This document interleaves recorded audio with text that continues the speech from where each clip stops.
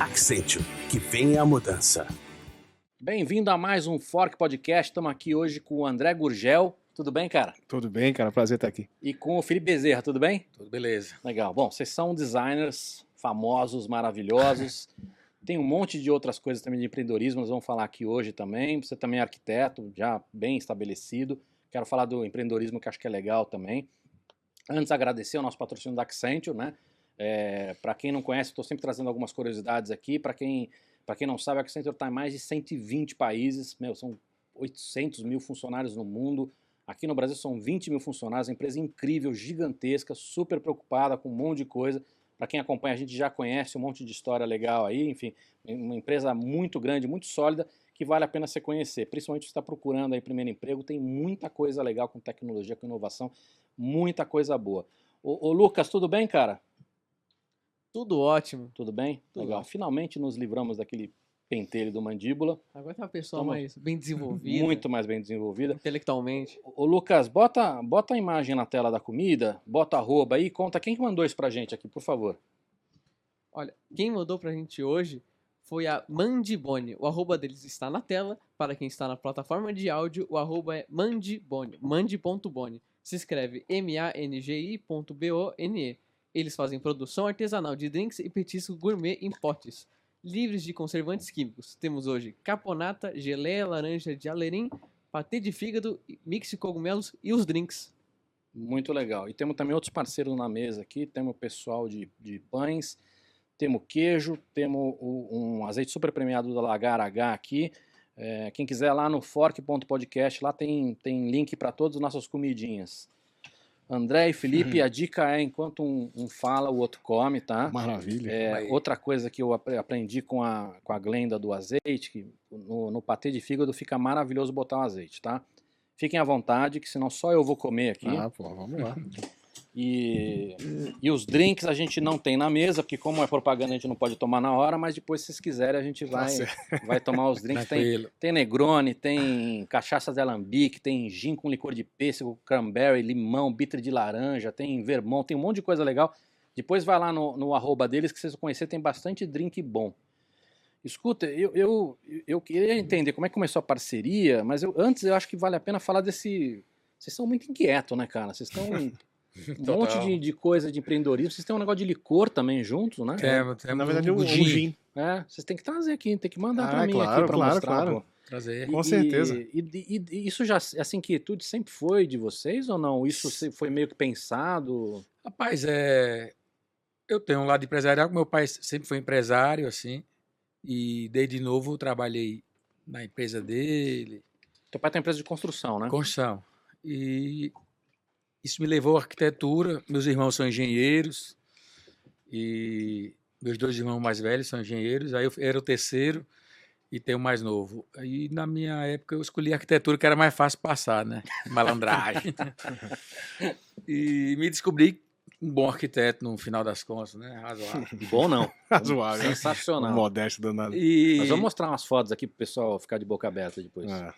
Mas sério mesmo, eu fiz vestibular porque era mais fácil. Fiquei 10 anos na faculdade para fazer bem feito. 10 anos? 10 anos na malandragem. Normalmente a arquitetura são 5 anos. Tá bom. Aí eu viajei, fui morar fora, tranquei, voltei para trabalhar no outro ramo. Minha mãe tinha uma agência de viagens, aí comecei a organizar viagens. Então foi cheio de break minha faculdade.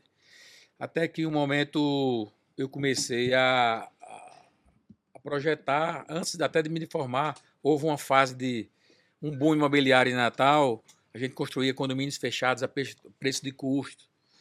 Então eu comecei a fazer os projetos dos prédios, meu irmão assinava como engenheiro, e de lá para cá eu retomei a faculdade com gosto e nessa época comecei meio de trás para frente, comecei fazendo prédio de 20 andares, aí hoje estou fazendo cadeira. Porque normalmente o arquiteto ele não começa no prédio, né? Não.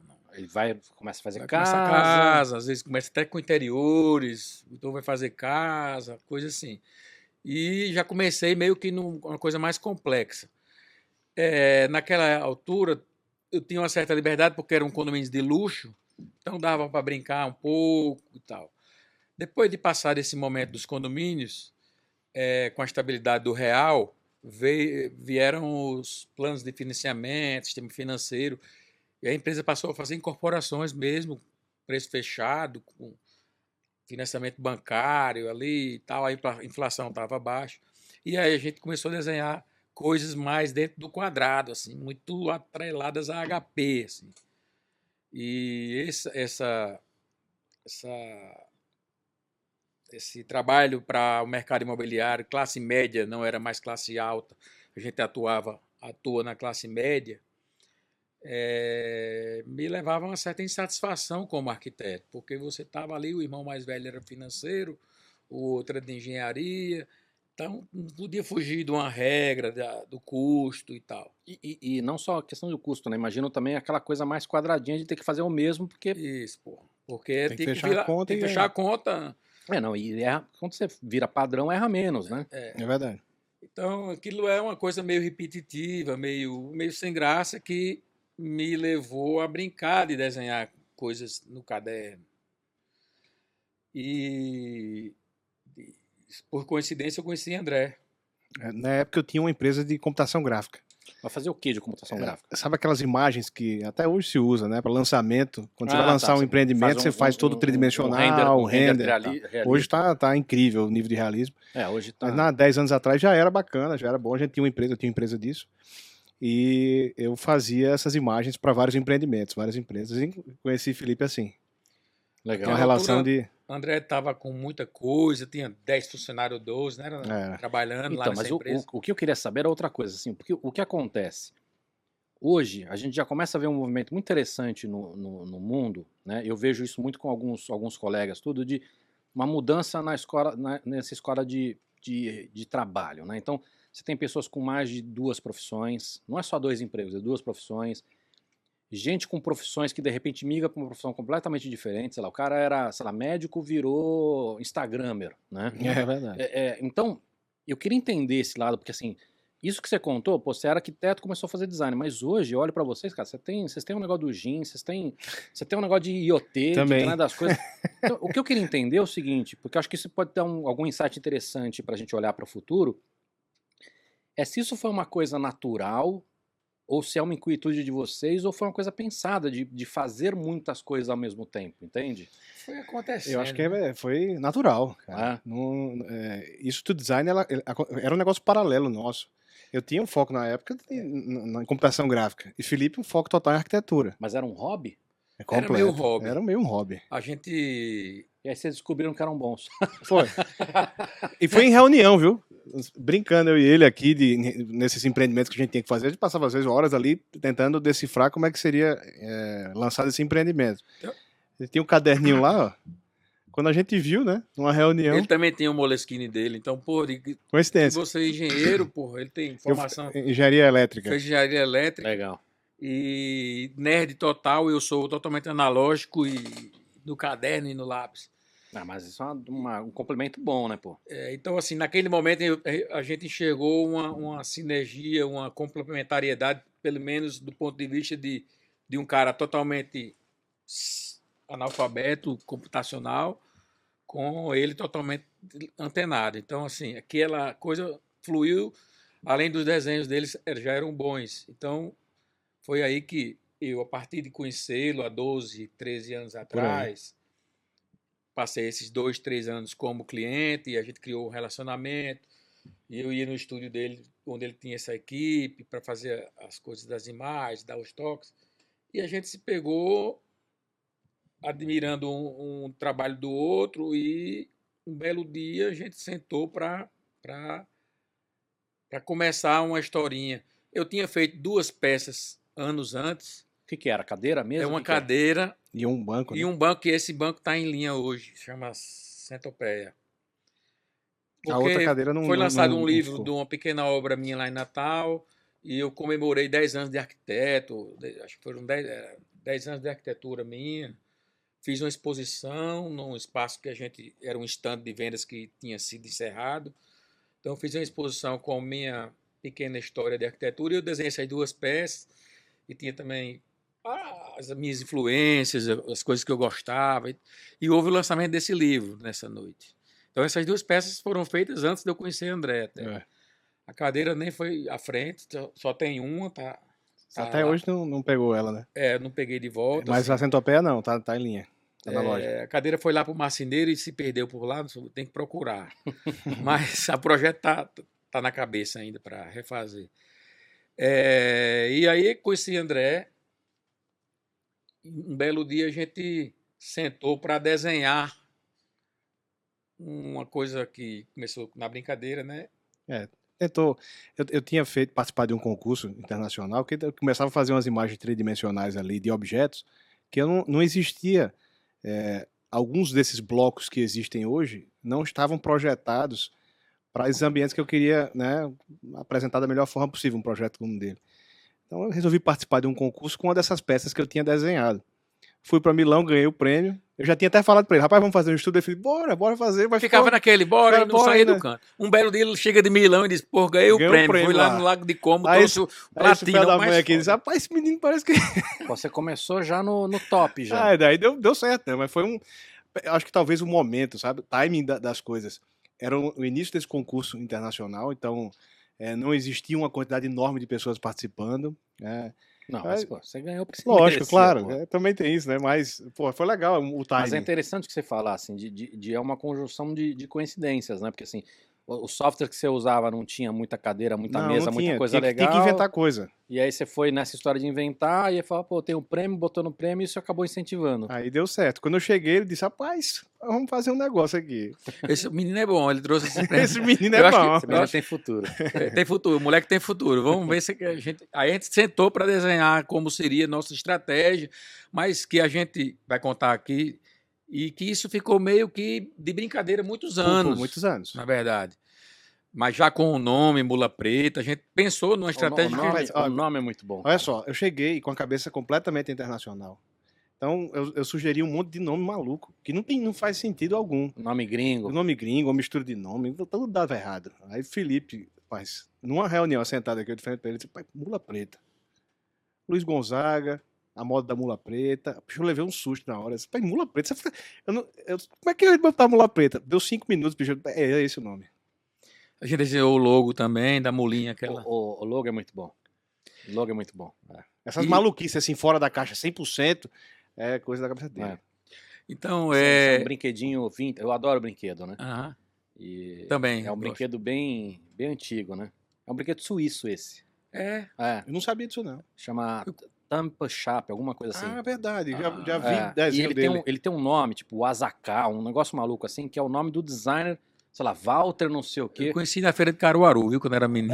Mas assim, é muito... Veio pra nossa que legal cultura saber isso. disso. Não sabia. Não sabia, não. Eu aprendi isso porque, assim, eu pesquiso muito esses caras, né? Tipo o Gilbert, que é um cara que fazia brinquedo.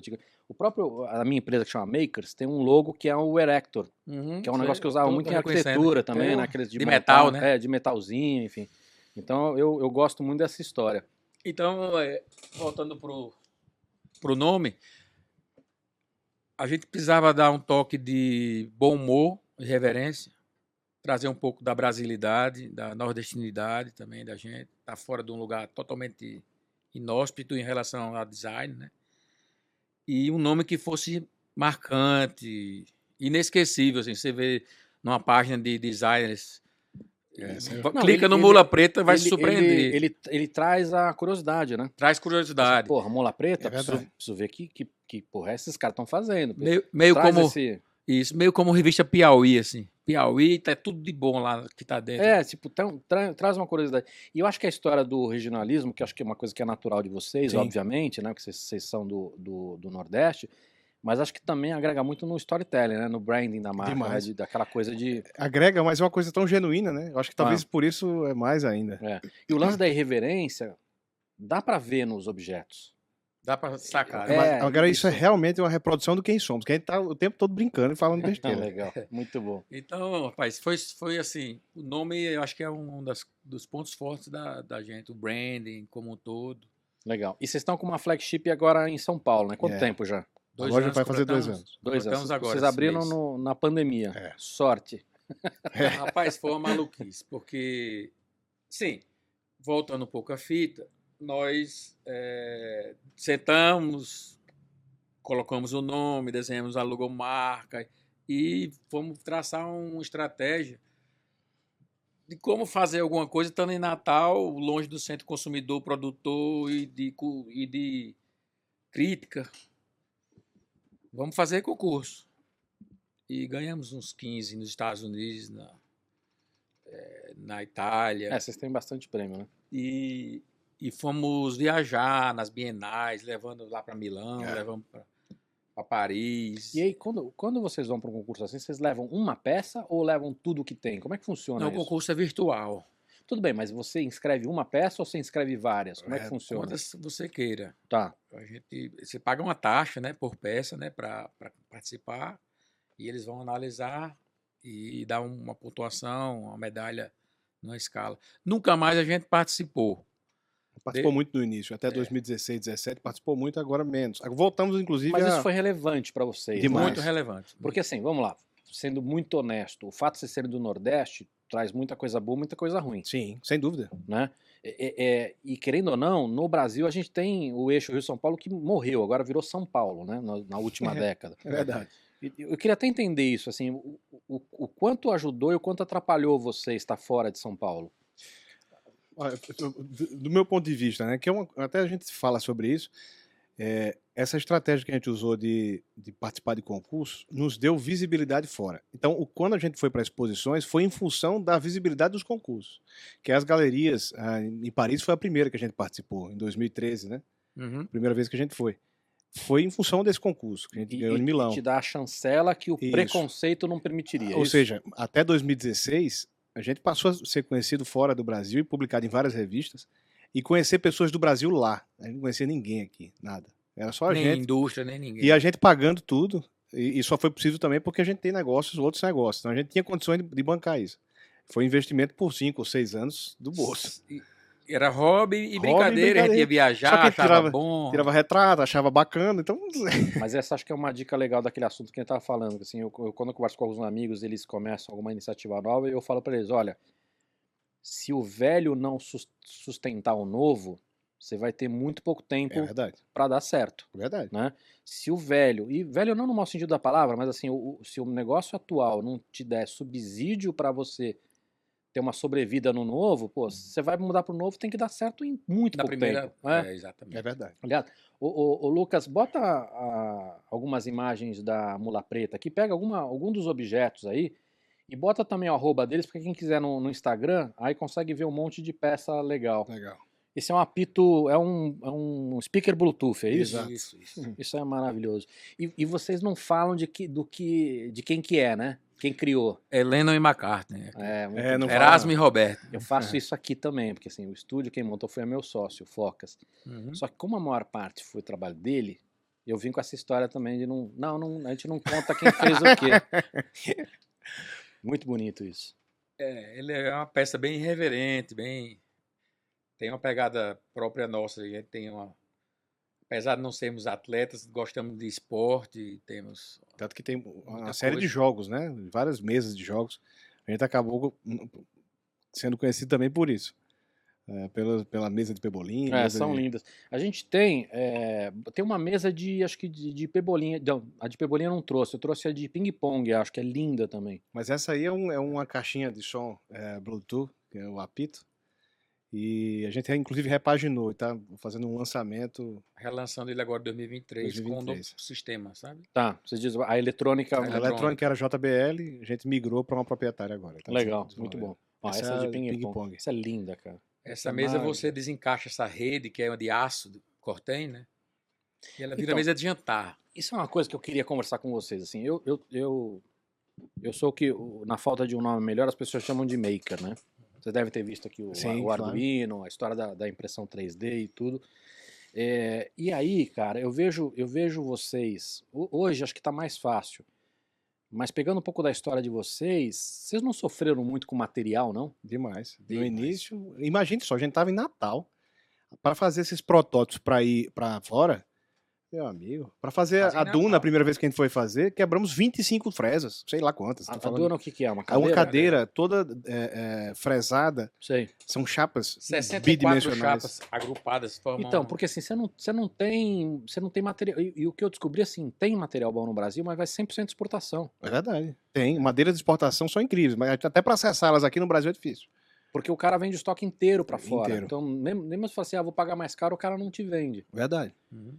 Agora, a gente isso, sofre. isso já tá mais fácil, né? Não, sofreu muito lá no início, né? Agora tá mais simples, inclusive pelo acesso que a gente teve com grandes indústrias, né? Hoje a gente tem uma parceria sólida com eles. E aí o acesso a essa matéria-prima também tá facilitado, mas não é nada fácil. Não. E outra coisa não é só matéria-prima, né? Você ter serviço que consiga fazer isso. Porque a gente tem no Brasil ou aquele cara muito amador por amor, não tô nem fazendo Sim, juízo claro. de valor. Ou você tem aquele cara que trabalha no volume. É verdade. E aí você chega com um negócio desse, pô, o cara não consegue falar com você. O cara não entende, o cara não tem paciência, o cara não tem o nível de cuidado que você precisa. Então eu fico, mas vocês devem ter sofrido muito para montar esse ecossistema de vocês. Total. Até hoje, quando a gente vai fazer uma peça nova, fizemos uma mesa de botão, né? Jogo de botão. A gente teve que juntar 3 ou 4 fornecedores Que vai que acrílico, sabia que vai cada metal, um deles vai- fazia uma coisa bem, né? Isso. E juntou tudo. E mesmo assim deu um monte de coisa errada agora que a gente corrigiu. Mas isso até hoje, são 10 anos de marca, 2 anos de loja, mas são 10 anos de marca. Enfrentando esse desafio. Então, esses primeiros 6 anos foram muito de viagem para fora. Sei. Em 2016, a gente fez uma exposição solo nossa aqui na Gabriel, coincidentemente quase em frente onde é a loja hoje. Um amigo tinha concluído um prédio e ia colocar para aluguel, nos ligou. É bom ter amigos bons, É. né? E nos ligou e disse: rapaz, eu estou com o meu prédio vazio, vocês são bons. Ele tinha uma loja de móveis e presentes na Gabriel, mas lá na outra ponta. Eu terminei esse prédio e queria oferecer a vocês na DW, que é um evento anual que tem em São Paulo, de design, de objetos e mobiliário. Vou dispor para vocês, são 2 andares, TR primeiro andar, tem lá 600 metros de área.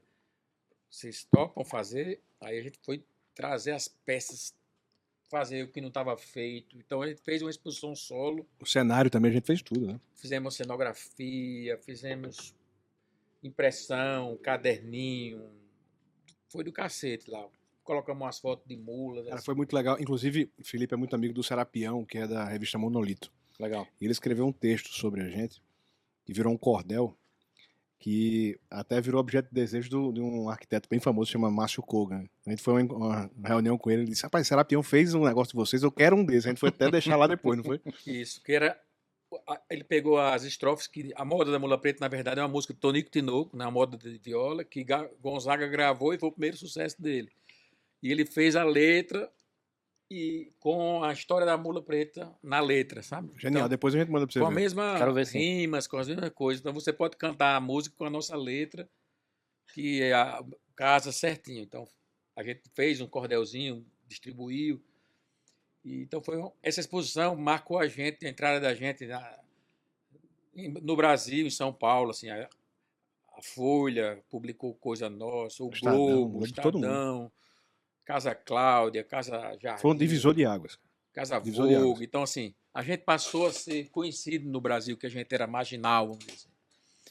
Então, de lá para cá, a gente foi esquentando mais, né, André? As coisas. Aí sim, a gente começou a ter mais acesso às indústrias, porque várias toparam também, as poucas que a gente tinha acesso na época, acabaram criando também as mais peças conosco para poder expor lá, né? Além dos protótipos. E aí viu que tinha não só o apelo de conceito, como comercial. Que é o mais difícil é casar isso. Não adianta só ter conceito, né? Porque Você eu tem acho que que fechar a conta. E uma das dificuldades, a gente estava falando, né, de material, fornecedor, esse vai e volta de errar e testar e aprimorar, isso vai deixando mais custoso. Claro, né? claro. Eu queria perguntar para vocês, porque assim, agora a gente tem, a impressão 3D está num momento muito bom É agora, verdade. mas ainda está naquele momento da curva que vai explodir, mas para algumas coisas ainda é muito custoso. Vocês acham que isso, entre outras tecnologias, pode ajudar nessa parte ou não? Porque, querendo ou não, o bom design não não precisa e não deveria ser caro, mas por causa dessas questões acaba Fica sendo inacessível para a maior parte do Brasil. É verdade. Vocês acham que em médio prazo isso pode mudar ou não? Eu, sinceramente, acho que sim. A gente já vem usando tecnologia 3D há um bom tempo, mas assim, é muito para protótipo ou peças em escala, né? Miniaturas, Uhum.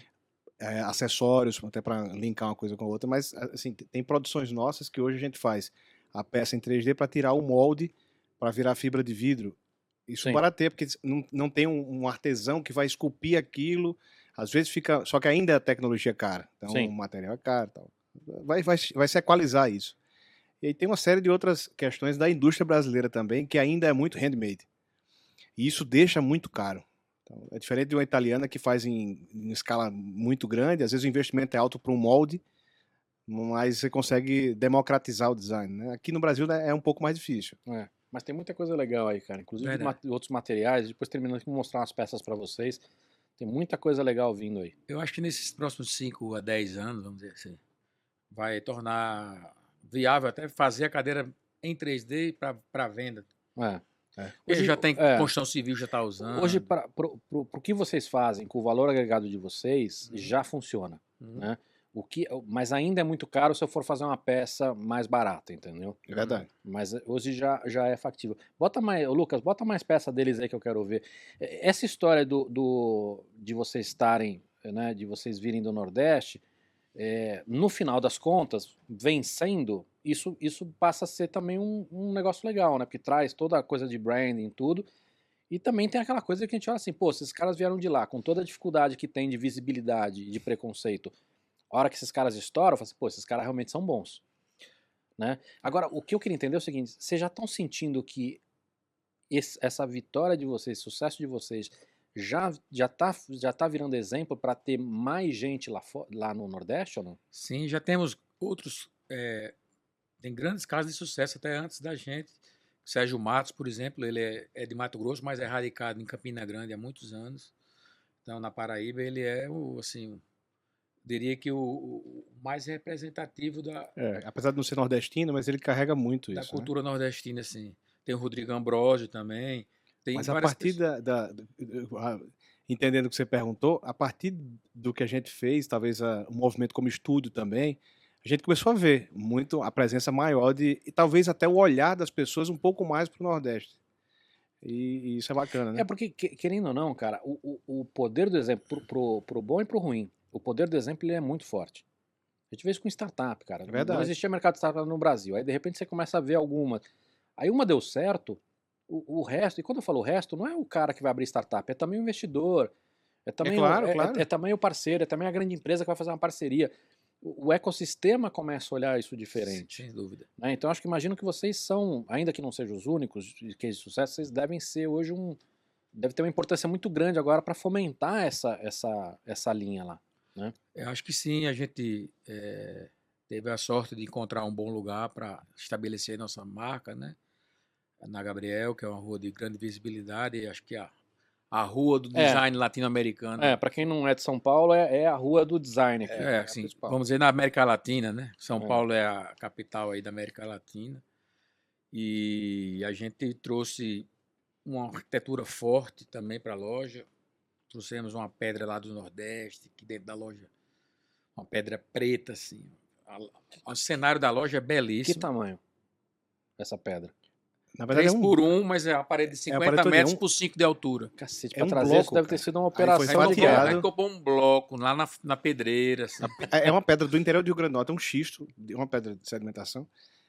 A gente escolheu lá um bloco, fatiamos o bloco, deu a continha, 50 metros por 5 de Inclusive, a pedra tinha uma característica, era mais escura, e aí tivemos a surpresa, ela veio com uns rajados brancos lindíssimos. Então, a pedra é bem icônica lá. O defeito virou uma qualidade. qualidade. Além disso, o projeto arquitetônico é dele. Aí, e é o paisagismo do... Fizemos trouxemos o Hanazaki, que é um fera aqui do paisagismo, né? Pedimos ele que fizesse um jardim árido. Então tem sisal, tem agave, tem cactos. Então é uma coisa só assim, nessa pegada bem típica também, que complementou, né? O prédio é todo preto. Assim, e a fachada, a vitrine, ela é meio misteriosa.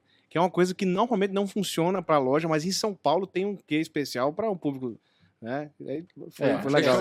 Essa é a vantagem de São Paulo, né? Você tem público. Deixou uma coisa meio misteriosa, a porta não é na frente, é no lado, assim. Então, assim, causa uma vontade de entrar para ver o que é que tem ali. E a gente também reservou uma pequena praça como uma gentileza urbana, pública, que a gente tem a ideia de abrir lá uma tapiocaria, um café.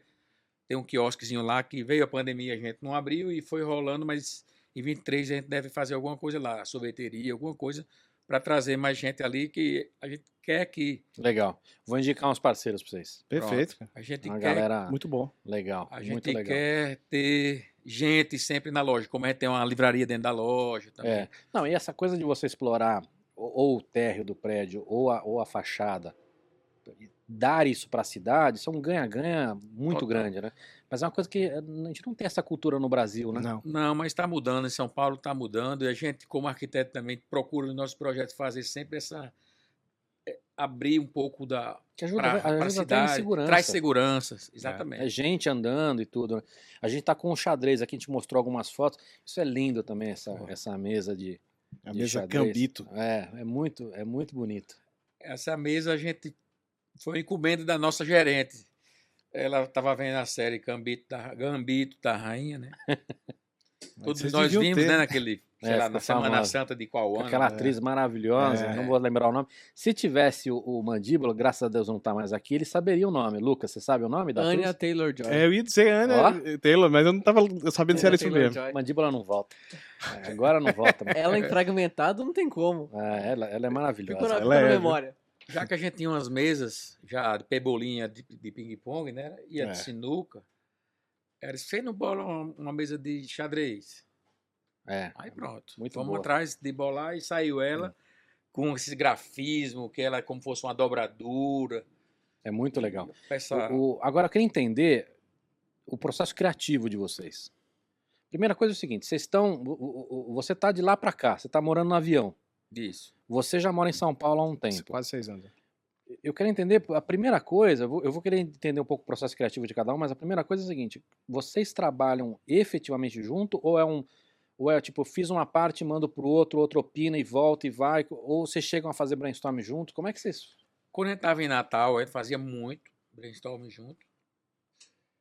Quando o André veio, a gente faz algumas vezes a gente senta, mas a maioria das vezes um traz o desenho quase pronto e o outro aprimora. Mas assim, sempre Hoje em tem dia funciona mais. E não tem meio que um momento de, né? Tá sempre criando, né? No gente- avião, sempre Quem tem alguma é coisa. criativo, tá sempre ele inquieto. tá no avião, é a melhor hora, assim. Você tá no avião, não tá fazendo nada, não tem internet, não tem nada, você tá ali, é a hora que vem muita É. coisa. Então, assim, tá no fim de semana na praia, fazendo nada. Você sabe que essa é uma das explicações por que dizem que a gente tem muita ideia tomando banho por causa disso. Porque Você no não tem banho que fazer você, mais nada. Né? porque você, quando você não tá fazendo nada, você tem muitas opções, né? É. Pô, vou pra aqui, vou ali, vou pegar, vou mandar e-mail, vou não sei o que, vou ver o TikTok, sei lá.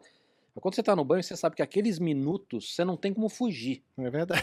né? Você não tem, assim, dizem que a mente dá uma relaxada e aí isso com outras coisas também, a sensação, né, do calor, o olho fechado, enfim, muitas coisas acabam ajudando. Então, Mas é assim, interessante isso. então o nosso processo No caso é- dele, às vezes, insônia. É. Às vezes, quando chega uma mensagem 5 horas da manhã, um monte de desenho, eu disse, meu amigo, quer que eu... Bateu uma insônia. Às vezes bate um negócio, eu fico viajando na adrenalina ali, passar a noite até deixar pronto. É uma noite que eu perco feliz, sabe? Sei. Não dormir, mas sai um puta É verdade. projeto. Mas eu queria entender melhor. Por exemplo, vocês já comentaram de um caso aí que veio um briefing pré-definido, que era uma mesa de xadrez. Uhum. Mas normalmente tem esse raciocínio, tipo, eu acho que era legal criar uma cadeira mesmo ou não? Ou tipo, é solto e de repente vem alguma coisa? Muita coisa vem assim, mas a gente também tem hoje, devido à loja, feedback dos nossos vendedores, da nossa equipe. Estão precisando de mais mesa de centro, estamos precisando de mais isso ou aquilo. Então, mas nós adoramos ser brifados, assim. E eu queria entender um exemplo Eu desse. adoro problema, me traga um problema que eu gosto Então, mas de eu resolver. quero entender os problemas. Quando o cara chega e fala, preciso de mais mesa de centro, ele só fala isso ou ele já dá, olha, preciso de uma mesa de centro. De mármore, assim. Não, Já aí vem explicar mais- quais são os momentos, assim, fazer um resumo. Quando a gente começou, era o que vinha na nossa cabeça e o que dava pra gente produzir. E aí era muito conceito, né? Então, peças mais icônicas, concurso, era aquilo ali, porque a gente não tinha nem a obrigação de vender, nem nada. Era mais difícil de fabricar, tudo isso. À medida que o negócio foi ficando mais sério, aí depois dessa exposição, que foi evoluindo, aí as indústrias começaram a brifar de uma forma mais efetiva, né? Esse tipo de material, uma mesa mais leve ou mais pesada, mármore ou não. Com a nossa loja, aí mudou mais ainda. Porque o movimento foi interessante. Antes eram 90 e poucas lojas que vendiam nossos produtos através da indústria. Então imagine que uma loja em outra cidade tinha uma poltrona, outra tinha não sei o que e tal. E não se falava muito sobre mula preta necessariamente, mais o desenho. Depois que sintetizou isso e a gente montou a flagship, aí sim, as marcas que antes vendiam 90 e poucas, a gente reduziu todo mundo e elas passaram a querer a marca como um todo. Então a gente montou espaços store in store. Então hoje a gente tem 17 espaços e tem a loja em São Paulo. Essa demanda é muito específica, porque a gente sabe que em Brasília vende tantas coisas e vende mais esse material. E Teresina quer outra coisa. Teresina quer outra coisa. Então a gente tem hoje uma gerente de expansão que nos ajuda diretamente com a indústria para entender o que é que o público quer, qual é como a gente imprime nosso desenho nela, né, na indústria e nessa loja, e com que custo. Tem que ter um custo adequado também, porque senão não vai vender. Aí a marca não se sustenta. Tem o desenho conceitual mais caro, mas também tem que ter uma gama de produtos. Mas hoje tá é muito mais brifado. A gente tem muito desenho solto, que em um momento vai sair para um evento, alguma coisa, mas a maioria hoje é brifado. Vocês falaram 3 coisas interessantes que eu quero entender melhor. Primeiro é o seguinte, esse movimento de estar em muitos lugares distribuído e vocês concentrarem, isso foi pensado ou não? Um pouco, sim. Primeiro, sim, a gente resolveu abrir a loja. E foi há 4 anos atrás, a gente tomou essa decisão, e fomos atrás de um terceiro investidor conosco. A gente passou de 2 mulas para 3 mulas e cada um ficou com 1/3 e a gente vamos atrás da loja. A gente descobriu o ponto que também era fundamental estar num ponto bom e tal. Colocamos a loja de pé, inauguramos no meio da pandemia, construímos de maio a novembro de 2020, maluquice. Pegamos, por sorte, a última volta do preço antigo. Se fosse hoje, a loja custaria o dobro. Não começou no mínimo. Caiu um mundo de chuva aí. Caiu um monte de chuva. Então, hoje custaria o dobro a loja, porque muita estrutura metálica e tal. Quando a gente abriu a loja, começamos a sofrer pressão de lojistas das praças que nos conheciam, mas compravam uma pecinha ou outra, começaram a entender nosso universo, quem a gente era, enxergar a gente como um todo. E começaram a cobrar, eu vou querer vocês. Então, aquela estratégia inicial que a gente tinha de abrir nossa loja, fortalecer ela, estava de pé, mas a gente tinha que também atender essa urgência, que era um passo seguinte que a gente ia dar, passar a distribuir nossas coisas. Então, todas as lojas nos pedem, a gente pede às fábricas e abrir essa rede, é isso? Então, a gente hoje está em 17, deve ficar no máximo em 25 lojas. Esse aí é um elemento principal, né? Ou seja, quem tinha o controle de exclusividade de cada desenho era a indústria. Então, em uma cidade tinham 3 lojas ou 4 lojas vendendo, aqui em São Paulo eram 12. Isso cria, de certa forma, uma canibalização. É difícil, Canibalização da marca. Eu nem tentei. Cria um cenário ruim pra gente. Então, se a gente queria montar nossa loja, o primeiro passo foi reduzir a operação em São Paulo. Das 12, só a nossa venda. Já não teria concorrência aqui na região. Mas ainda assim, continuou a concorrência fora. Porque o cara vai na internet e busca uma loja que vende. Sim. E às vezes o cara lá tem um controle de preço diferente do nosso. Então, com as marcas querendo as multimarcas querendo a nossa marca como um todo, e a gente vendo essa concorrência com elas mesmas, aí é mais complicado ainda vamos reduzir e tentar. Por isso que foram duas coisas que aconteceram ao mesmo tempo que nos levaram a isso. Né? Legal. E a segunda coisa que eu achei interessante da Store in Store, aí vocês conseguem fazer, inclusive, cenografia, você consegue dar Tudo. todo Tem toda uma pegada da loja de São Paulo nas lojas lá. Legal. Muito bom. E a terceira coisa que você falou que eu achei muito interessante é a diferença regional. Eu queria entender o seguinte, que você falou que tem coisa que vende num lugar que não vende no outro. Isso é uma questão cultural ou uma questão funcional? Tipo, puta, um lugar mais calor, não vai querer uma pedra, uma madeira, vai querer uma pedra mais fria, alguma coisa assim? ou... São as duas coisas. Duas coisas, né? É. Uma do ponto de vista climático. No Nordeste, certas coisas funcionam, outras não. Muito metal é ruim, maresia. E outras é cultural. Não gosta muito de coisa preta, gosta mais de A madeira. altura dos móveis é quase. Tem lugares aqui É mais mesmo? no Sudeste que preferem uma coisa mais italiana. Lá no Nordeste é um pouco mais alto, meio americano. É incrível isso. Interessante isso. Sofá, por exemplo. O sofá sempre é mais alto no Nordeste. Então a gente tem essa versatilidade para. Não, vamos deixar ele 5 centímetros mais alto, 10. Vende muito mais. Porque o cara não sabe, mas ele senta, está de acordo com o que ele já entende como elemento. Entendi. Às vezes até uma questão de experiência, Da tradição. de sei lá. tradição. Exato.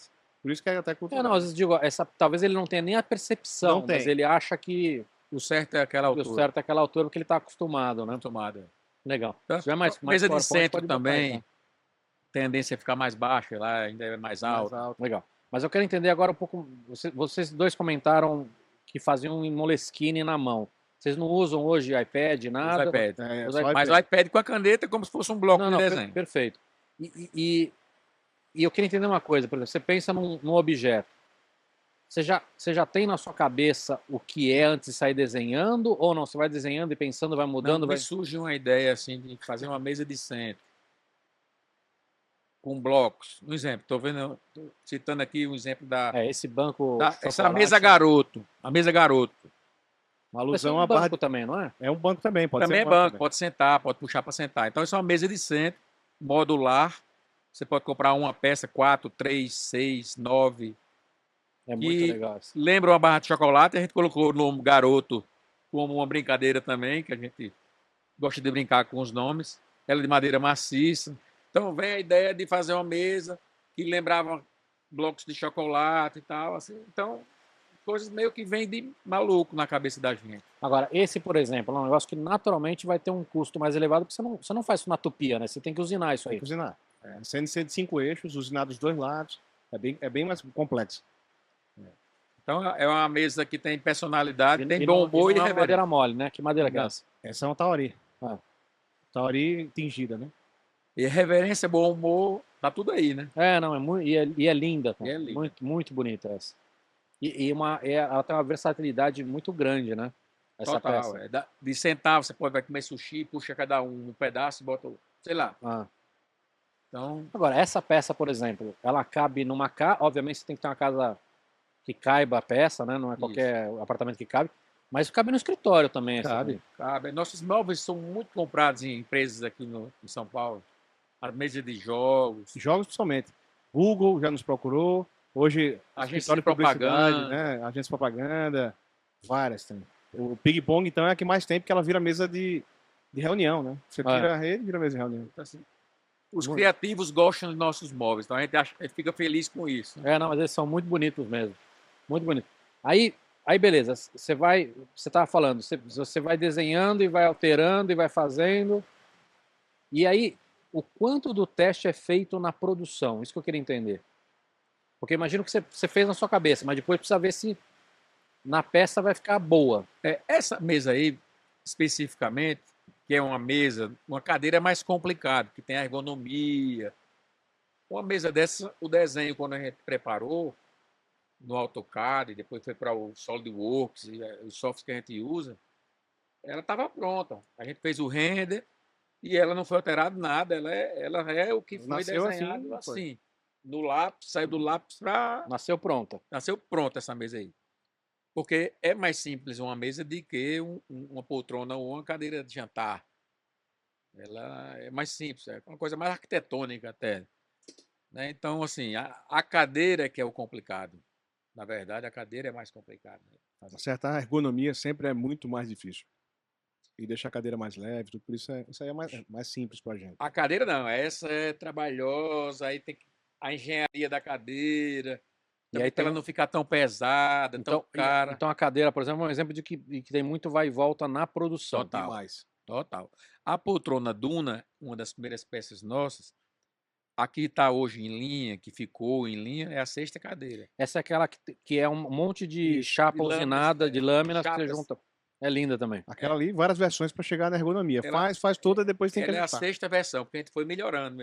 E ela apesar de maciça a madeira, é gostosa de sentar. É. Então, a cadeira é mais assim mesmo, mais trabalhosa. Tanto que é a peça Aí de tem- desejo dos designers. Acertar uma cadeira. Que é quase um statement, né? Eu consigo fazer aquilo ali e o cara sentar e ficar incrível. E talvez tenha uma outra coisa também, que assim, muitas das peças mais icônicas do design são cadeiras, né? Exato, vai por isso. Tipo, sei lá, girafa no Brasil, Total. Sim. sei lá, a Imes. Imes, Muito tá. Isso. das icônicas são Cadeiras. cadeiras, né? Isso. É interessante, eu não tinha pensado a dificuldade que é fazer uma cadeira. A gente tem uma peça que é um best-seller que chama Cadeira Macchiato, que nasceu com inspiração no café macchiato. A parte de cima era, no início, branca, com madeira embaixo. É uma das cadeiras mais vendidas. Essa eu nessa. não vi de É um vocês. dos nossos quero- best-sellers. E Tem no Instagram de vocês? ou não? Tem. Legal, vou ver depois. Agora, quando você faz o desenho, na tua cabeça já estaria pronto ou não? Quando você faz uma peça dessa e depois de 3 meses você olha, você quer mudar ou não? às vezes a gente quer melhorar, se precisar. Claro que a gente vai Mas não sempre tem, querer melhorar. não tem uma aflição. Não, eu fico assim. Eu já baixei a minha ansiedade, assim, porque arquiteto para ficar pronto no negócio da pessoa é 5 anos, né? É. Então, o design pelo menos em 1 ano tá Mas pronto, ainda é 6 ansioso, meses. mas é bem menos. É, É, assim, então eu já controlo minha ansiedade, assim, uma maquete já vai amansando, tá entendendo? Mas é muito gostoso o momento de que você vê que ficou bom e vê a primeira pronta e você pegar, e é gostoso demais. No design tem essa vantagem, a gente consegue esse ciclo de 6 a 1 ano, 6 meses a 1 ano. Mas olha, eu particularmente, se eu ficar olhando muito para uma peça para fazer, tem uma hora que eu não aguento mais olhar. É. Aí depois de um tempo, quando eu vejo, a gente já joga pro mundo, ó. Tá? Já faz parte de uma. mas André, eu perguntei pro Felipe, eu queria entender, o teu processo é parecido também ou não? Você vai bem rabiscando parecido, e vai bem parecido. fazendo e vai... Desenho também na mão, como o Felipe desenha. Então, é bem próximo. Só que ele desenha na mão, mas ele depois também Aí eu tem. já vou pro 3D. Aí ele vai pro automaticamente. 3D também, então ele já ganha um requinte a mais ali de uma arma a mais para trabalhar, né? Perfeito, porque no 3D você já pode Já dá uma perceber melhor- alguma... Peças, inclusive, que já nascem no 3D. Hoje a ferramenta, por exemplo, o Shaper 3D, que é um aplicativo de iPad, a gente senta para fazer coisa, um brainstorm É, ali, ele é bem nasce facinho, né, de usar. Nasce no 3D, muitas vezes. É. Agora, vocês têm a necessidade de ver aplicado ou não? Pô, você que é arquiteto, fico imaginando que você deve ter essa aflição de ver a cadeira no local já, com o ambiente que tem a ver com ela. Muitas vezes, até no escritório, ele já. Olha, estou pensando nisso aqui, já vem com o ambiente. É, porque eu fico imaginando, tem que ter toda a ambientação para ver ela aplicada, A né? gente ganhou muito com esse render, né? Então a gente tem salas que a gente tem montadas virtualmente que a gente sai testando, colocando as coisas. Então hoje você não precisa mais alugar um galpão, montar um parafernália gigante. Você pode fazer tudo virtualmente e ficar irreconhecivelmente. Você não sabe se é real ou não. E na cabeça de vocês, a dificuldade de juntar estética com funcionalidade tem um caminho ou não? Ou já está misturado? Ou, sei lá, começa na funcionalidade e vai para estética, ou vai na estética e depois vai... Tem Minha cabeça é mais da estética, no design. Então você começa de um jeito mais estético, aí depois você vai puxando a funcionalidade, é isso? Eu acho que a funcionalidade é o mais importante, porque uma cadeira dura é de lascar, né? Assim, uma desconfortável mais assim. Vou pedir só para você puxar um pouquinho mais o mic. Puxa o bracinho. Boa. A função acho que é fundamental no design. A não ser quando é uma peça mais para enfeite, um gaveteiro maluco lá, que vai ser meio que escultura. A mesa de xadrez, por exemplo, que vira uma peça. Apesar de ter uma função muito bem É. estabelecida. E ela é confortável. São dois bancos e uma mesa, né? Você vai Uhum. jogar ali. E ela é uma namoradeira também. Ah, e uma Deixa de ser, curiosidade, as peças foram redesenhadas como um tutorial ambulante. Então, todos os movimentos do xadrez estão usinados ali em cima da peça. Se você Legal. observar direito as peças, elas têm todos os movimentos das peças do xadrez. Legal. E nós jogávamos xadrez quando era É. menino. Eu, 18 anos mais Quem velho era do que melhor? ele. Não, eu jogava com meus irmãos. Tá. Ele jogava Eu joguei como esporte mesmo. como esporte. É. Então, Legal. assim, coincidentemente, a gente jogou xadrez quando era menino. E Mas olha, tem desenhos, por exemplo, às vezes vem um sketch que talvez eu tô mais próximo aqui, né, em São Paulo, e para ir para as indústrias é mais fácil. Eu tenho tido mais tempo para ir às indústrias para acertar esses detalhes aí de nossa produção. Então, talvez quando ele manda um desenho mais estético, eu já ajusto um pouco mais para a função e a coisa funciona muito bem. Então, Entendi. Legal. Eu tenho um quadro no podcast aqui que eu falo 2 nomes ou 2 expressões, vocês escolhem um, explica se quiser, tá bom? Vamos lá. Charles e Ray Eames ou Philip Stark? Stark pela irreverência e o bom humor. André, concorda ou não? eu concordo. Apesar de que Eles são clássicos. Os icônicos, filmes são né? icônicos e funcionais, mas acho que a gente tem um pouco do DNA de Stark como inspirador. Não, assim, o espírito dele, assim, acho que total. Eu tenho isso em mim. E de fato é. Ele tem uma coisa da democratização do design que eu acho que é É uma meta que uma todo meta, mundo almeja, né? Principalmente quem está nos grandes centros industriais, com grandes indústrias, né? e até as peças plásticas e tudo. E uma curiosidade, hoje a gente tem uma parceria com o Rosewood, a cidade de Matarazzo, e ele foi o cara que desenhou tudo aquilo. A designer, a assessora dele, ficou muito amiga nossa, então talvez tenha até um quê de reverência que funcione com o design de interiores dele. E nosso Pebolim está lá no hotel, Tá no e hotel está agora, na na loja Copa. para vender também do hotel. Então, assim, ele Legal. ficou muito honrado estar lá no Rosewood. Muito bom. Vou falar mais nomes aqui. Frank Lloyd Wright ou Sir John Eve? Aí você vai falar de um, eu vou falar de outro. Rapaz, eu vou falar de Frank Lloyd Wright, ele vai falar de John Eve, né? Frank Lloyd Wright, eu acho que é um dos pais da arquitetura. Visitei até aquela casa da cascata dele lá, imperdível. Em LA? Não, é na Pensilvânia. Peguei o carro, fui Aquela de LA a casa da cascata, que passa cascata por dentro. Ah, sei. O Guggenheim de Nova York, né? Acho que são obras icônicas dele. Eu acho que ele é uma referência para todo arquiteto, assim, ele tem um trabalho invejável. E foi muito acho que não é dele, mas ele meio que popularizou a história do Forms Follow Function, né? Da forma segue a Total. função, né? Total. Legal. E você vai o Jonathan, que ele é da Apple, né? Da escola do Dieter Rams, da Brown. Eu sou A fã. função estética, até aqueles 10 princípios do design, ele segue isso muito bem. Né? Eu sou um grande fã dele, li a biografia dele. ele é foda. Ele é foda. Ele é muito foda. Que é inclusive um grande parceiro de um dos nossos ídolos do design, que é o Mark Nilsson. Mark Nilsson, foda. Legal. Como é que vocês, assim, vocês têm referências também fora da área, imagina. Você comentou da Teste, mas você tem uma ligação muito forte com arte em geral, né? Adoramos arte, todos nós. Minha mãe é professora de artes, então desde menino fiz escola de desenho, assim, e música, mas não toco nada, hoje em dia, nunca toquei nada, mas esse lado de desenho, minha mãe colocava a gente em escolas de desenho, então isso faz parte da minha história. A gente sempre tinha tela em casa para pintar quando era menino, essas Legal. coisas.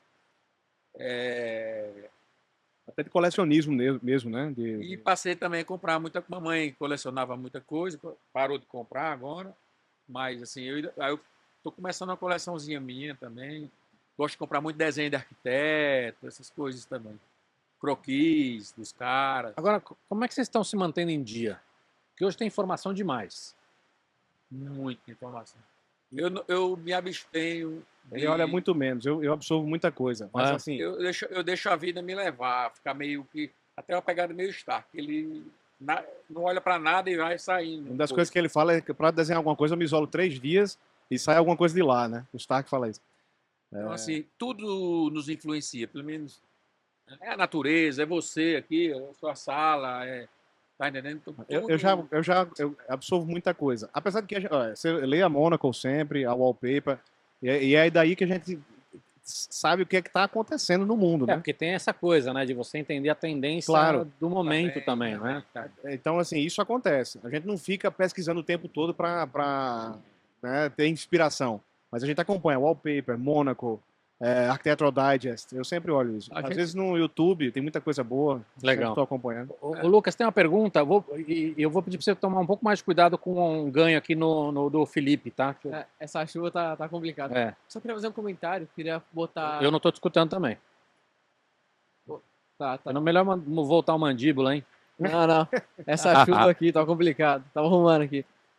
Eu só queria deixar passando aí os PowerPoints da arquitetura, porque tem bastante coisa para ver, vai ser bem legal. Pode botar que é bem legal, cara. Tudo bem? Pode botar aí. André estava falando das nossas referências, nas influências. A gente, apesar de nordestino e o nome Mula Preta, a gente não tem nada de artesanal, aquela assim, coisa essência nordestina de assim, muito de não, e o design de vocês é super moderno. É uma coisa internacional, assim, muito cosmopolita. Muito contemporâneo. Mas isso é um retrato de quem nós somos, né? Então, maravilha isso aí. Isso aí é outra história, que é um escritório paralelo meu, que iniciou só comigo lá em Natal. Eu conheci Léo Maia, que é da Paraíba, um jovem, grande arquiteto lá do Nordeste. E há 3 anos a gente começou um estúdio novo aqui em São Paulo, chama Escritório Metropolitano de Arquitetura, EMA, onde a gente está fazendo muita coisa. Isso aí é um prédio que a gente lançou há 2 semanas em Curitiba, prédio residencial, lá no bairro muito bacana, lá em Curitiba. Então a gente tem feito muita coisa no Brasil todo, no Sul, Sudeste, Nordeste. Tem muita coisa linda. Pode ir passando, viu, Lucas? Tem bastante foto linda aí. Sabe o que eu queria escutar de vocês? Eu sei que acho que vai demorar muitos anos ainda para a gente entender o pós-pandemia, ou enfim, o tamanho do impacto que isso vai ter para a gente. Mas eu queria entender já um pouco da visão de vocês, o que vocês acham que mudou e o que precisa mudar em 3 frentes, tá? Casa, trabalho, escritório e loja, porque vocês têm uma experiência agora importante também com loja. Queria escutar um pouquinho de vocês isso, porque vocês estão pensando isso não só no design, você também na arquitetura, e é uma coisa que acho que vocês estão muito mais em cima do que muita gente. Eu acho que a casa ficou mais valorizada, e acho que isso vai ficar um bom tempo, sabe? Sinceramente, as pessoas tomaram consciência que a casa confortável e com objetos trazem felicidade. Pelo menos eu levo essa filosofia para mim. Então, eu sou rodeado de coisa bonita dentro de casa. Saio comprando, misturo tudo, parece um bazar a minha casa, não tem nada arrumado. Eu saio coletando coisas, então é uma esculhambação meio como aqui. Assim. Parece o nosso eu também sou desse jeito. O home office é uma realidade, mas eu acho que ele vai encolher bastante, porque nós precisamos de conviver e pegar, tomar um drink. Então, eu acho que ele nunca vai deixar de existir, mas eu acho que ele não vai ser tão grande como a gente pensava que ia ficar muito presente e tal. As pessoas não aguentam mais estar esse isolamento. Claro que você não vai pegar um avião para São Paulo para resolver uma reunião que você possa resolver pelo Zoom, mas é importante esse toque, né? Essa coisa do dia a dia. Então, eu acho que o trabalho também está trazendo lazer, design para espaços corporativos.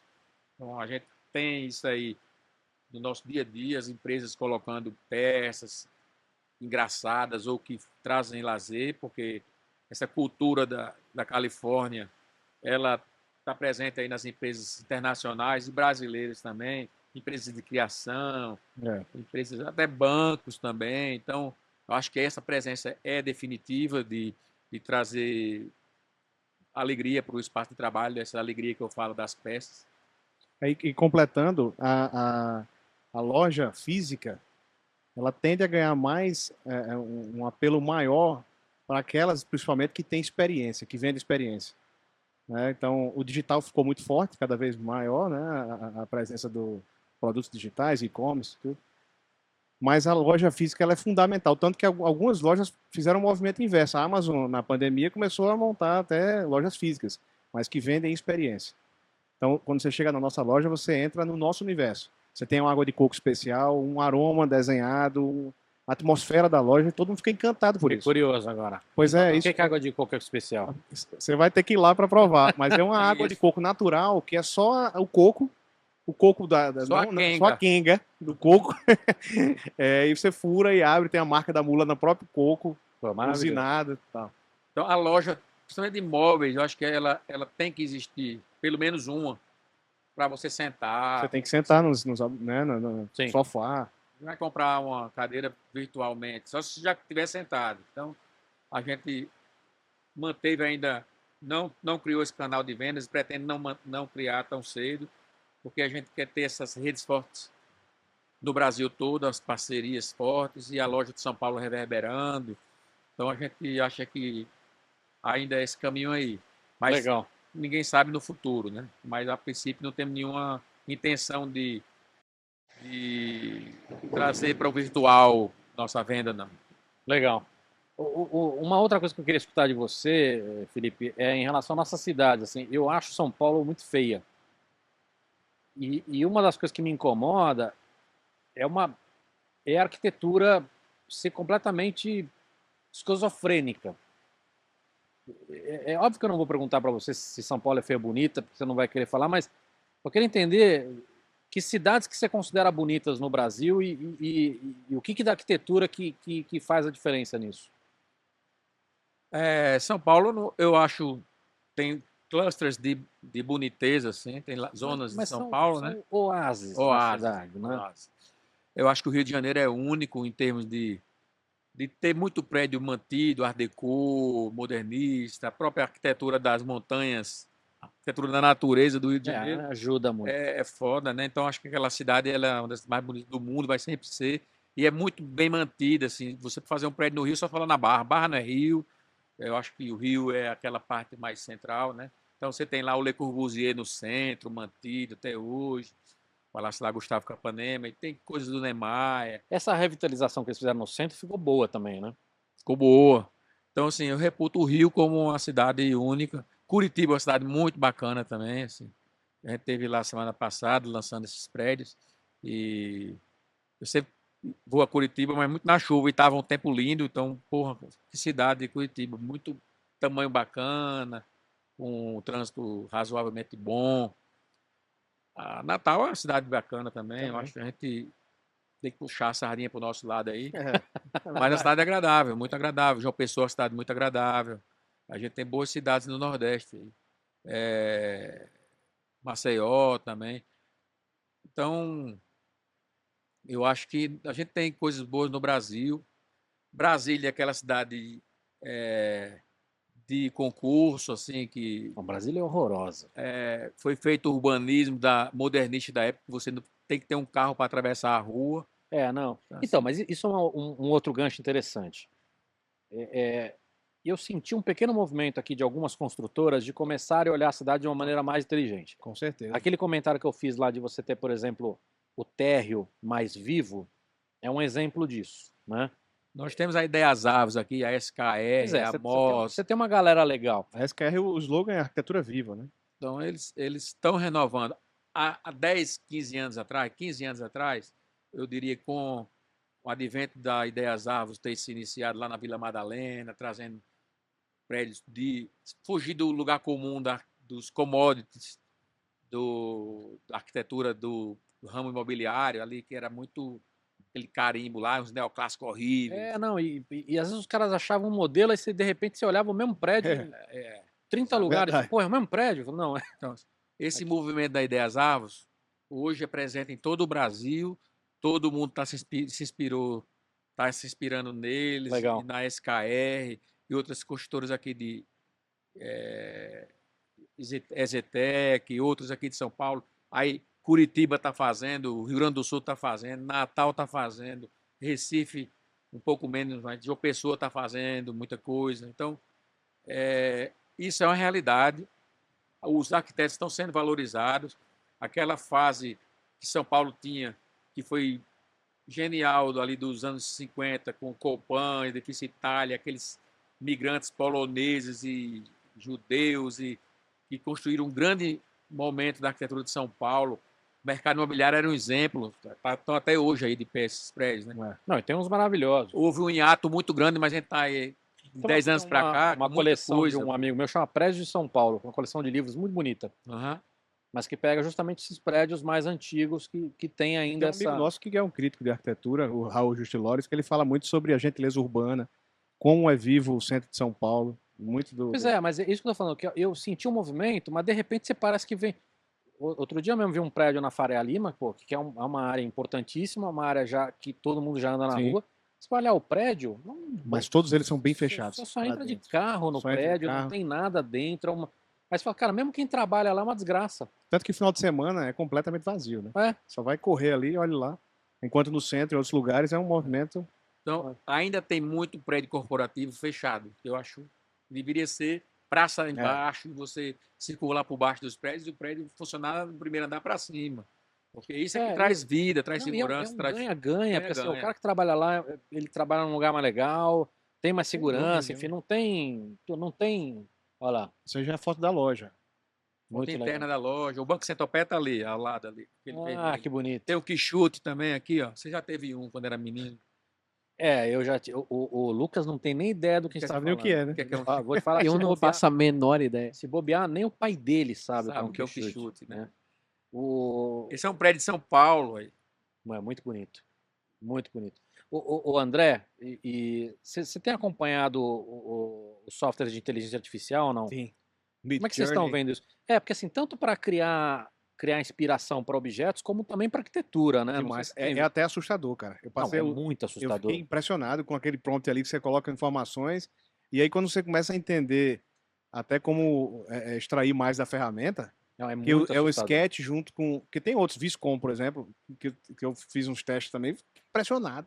Não, e cara, eu vi outro dia um exemplo de uma arquiteta que ela falou que era uma fachada de granito com Voronoi, né, aquele diagrama de Voronoi e ultra realista, e você olha, cara. Rapaz, ontem eu estava testando isso, eu coloquei casa moderna, de frente pra praia, com piscina, estilo Bauhaus.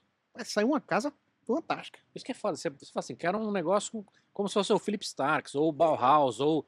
Aí tem o os caras testando lá com Philip Stark, tem todo mundo, porra, que você consegue acompanhar. O Midjourney que é Então, aberto, né? Isso eu queria entender, porque assim, à primeira vista, isso é um incômodo desgraçado de você. Fala assim, porra, fudeu. Perdi o Cara, emprego, aí você fica... perdi a profissão. Mas eu queria entender, assim, passado esse primeiro susto, você acha que, obviamente vai ajudar, mas eu quero entender o seguinte, você acha que todo mundo vai acabar sendo obrigado a trabalhar junto com um negócio desse ou não? Eu acho que vai, sinceramente, porque vai chegar um ponto que as pessoas vão ter mais acesso, vai ser mais fácil, né, de qualquer pessoa criar um negócio, e pelo que eu entendi, isso vai chegar a um ponto da inteligência ela ir até para o 3D mesmo, vai gerar um elemento tridimensional, Já tem... já tem até alguns, né? Já tem alguns, ainda é muito pobre, e como a gente está falando de coisas práticas, uma coisa é você imprimir um bonequinho 3D, né? Sim, mas Outra coisa é uma cadeira, né? eu acho que você vai ter que andar em conjunto ali, até para tentar otimizar construção. Acho que a gente vai entrar para outra seara aí, vai ser um negócio mais evoluído. Isso já está muito avançado. Muito. Né? Com um design generativo, ainda vai muito profissional, né? Do tipo, eu quero uma peça mais leve e com a mesma resistência mecânica,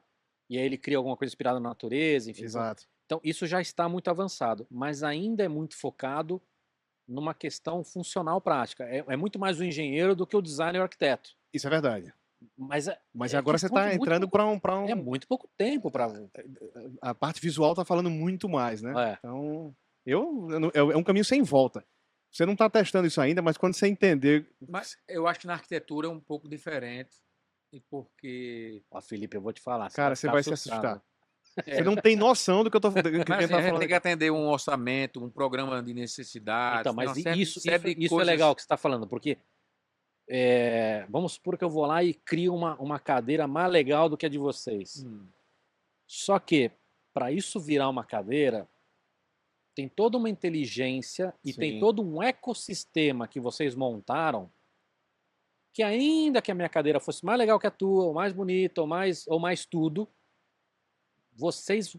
vocês têm hoje uma capacitação e uma inteligência que foi criada nessa experiência e tudo mais, que está muito na frente, né? Ah, sem dúvida. Isso aí é isso que eu acredito. É Eu um acho que suporte. Esse repertório que está na nossa cabeça, desde da infância, coisas da infância, como o Quixote, que você acabou de ver ali, por exemplo. Então, isso não é dizendo lá no microfone que vai sair do outro lado do Quixote. Então Mas tem é que que ter tá. essa Pode até sair. sacada de. Pode até sair. Se você colocar lá que chute assim, assim, assado, que vira um banco, vai sair alguma coisa.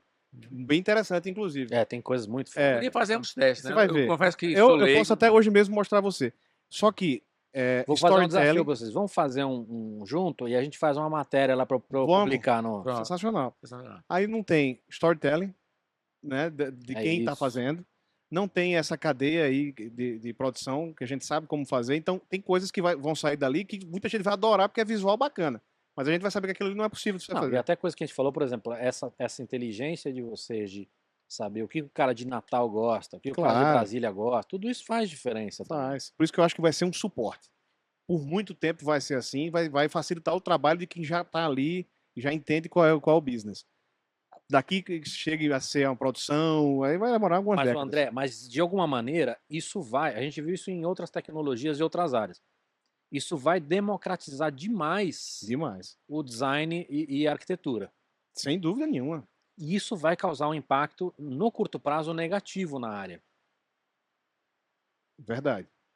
Porque se você parar para pensar, design de interiores, o cara vai deixar de contratar designers porque ele vai colocar lá a planta dele, o layout. Eu quero um mid-century, assim, assim, assado, as peças, vai sair um negócio muito próximo do que um profissional faria. Isso vai ter um impacto negativo. Com o tempo, vai se entender que não é fácil, assim, de executar aquela ideia e não sei tal. Então, eu acho que Eu não sei tem se- esse impacto inicial que eu acho que é negativo, mas depois... Fala, Felipe. Eu não sei se a gente aqui, colocando 3 palavras lá, que saiu uma peça que o André narrou aí, se o cara lá da Polônia também fizer, e sair uma coisa também muito igual, muito parecida, se não vai ficar um plágio inconsciente ali. Então, É uma dúvida que eu tenho. hoje, Não sei se... Hoje, se você olhar essas ferramentas que o André citou, Midjourney, não sei o quê, como eu estou brincando com esse negócio há um tempo, eu já consigo ver o que veio do Midjourney, o que veio do DALL-E, mas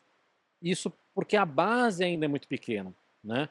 Então, por exemplo, quando você pedir uma foto de, eu quero um preto, um branco, um japonês jantando comida mexicana ao volta da mesa, todos felizes. Isso vem com uma cara de stock photos gigantesca, porque a base desse cara veio muito de stock photos. Então, esta evolução, ela precisa acontecer também da base de dados, mas ela naturalmente Vai evoluir, né? vai evoluir, porque hoje esse cara não teve essa preocupação de design, de pegar uma taxa da vida, Verdade. ele não teve essa preocupação, porque ele não era um negócio feito para design, mas isso naturalmente vai começar a aparecer. Você já viu esse que eu falei, Viscom, que eu acho que é assim que Sim. pronuncia? Você já testou ele? Já. Ele não produz tanta coisa interessante como o Midjourney, mas em compensação a base, Pois é. você faz um sketch, bota a posição de sombra, faz uma malha simplificada do sketch e ele gera a partir disso, com o seu comando de prompt, um desenho. Eu fiz sneakers incríveis. Eu vi um de tênis que o cara fala assim, puta, cara, um tênis ele faz um desenho bem tosco do tênis, só a silhueta, né? Aí ele bota onde que é o chão, fala isso aqui é o chão, A sombra como é mais ou menos. só mais ou menos, ele fala assim, eu quero um tênis de basquetebol, ele fala o design hiperrealista, futurista, não sei o que, ele vai jogando ali, puta, vem... E o que é louco, Felipe, é que não vem vem 500. Aí você vai selecionando a partir do que está parecido com o que você quer. Então, assim, É muito doido. é muito assustador. É entendeu? assustador. Mas eu concordo com você, André. Eu acho que isso vai bagunçar o mercado no começo. Eu acho que vai ser legal, vai trazer muita gente interessante e nova, né? Ao mesmo tempo, muita gente que hoje, profissional, que usa como muleta essa dificuldade de entrar no mercado.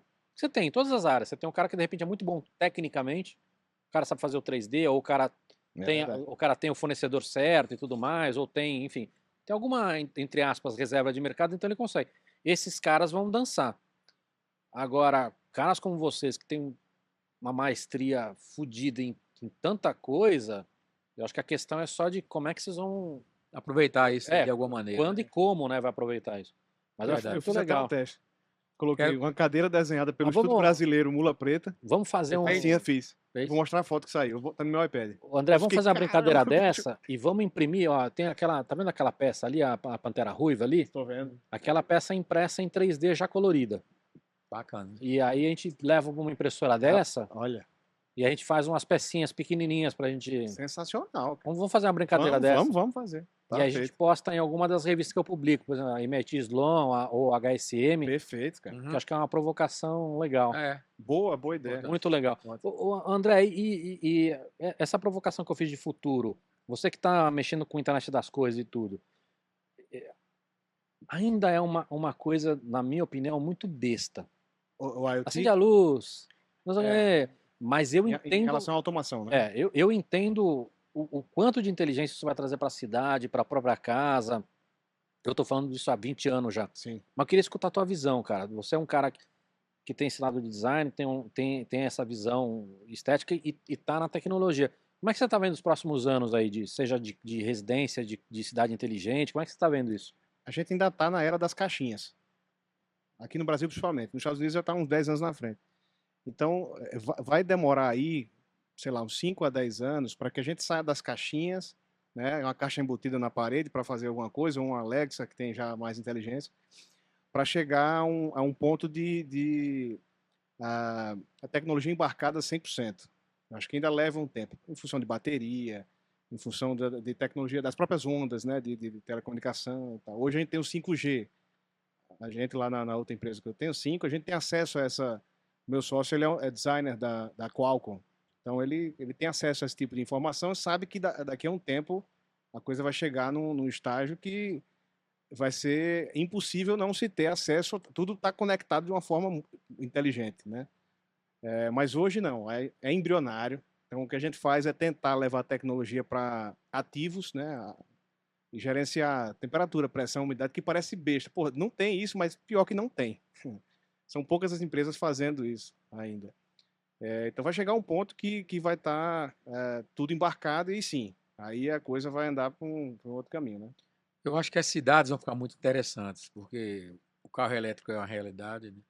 E as cidades vão viver, acho que sim, pequenos carros em movimento, que você vai pedir parada e vai sozinho no carro.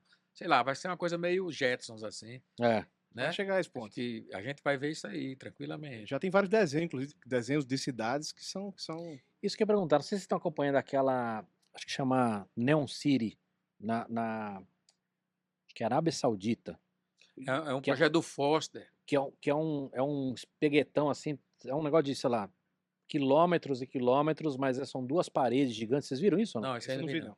É um negócio, é uma maconha Muito doida, louco, cara. Porque assim, é um negócio de, sei lá, $1 trilhão, são quilômetros, é uma parede muito alta, tem vários andares e uma distância de uma parede a outra são 500 metros. Então é uma cidade que na verdade é um corredor gigantesco, é um negócio que é muito surreal. Preciso ver isso aí. Eu também Não não vi, sei, não. você eu Dá uma conheço. pesquisada que é um negócio muito louco. E os caras começaram, é tão louco que as pessoas achavam que era mentira, mas já começou os tratorzinhos Nossa senhora. no meio do deserto lá. Norman Foster, que é um arquiteto inglês, muito famoso, Pritzker e tal.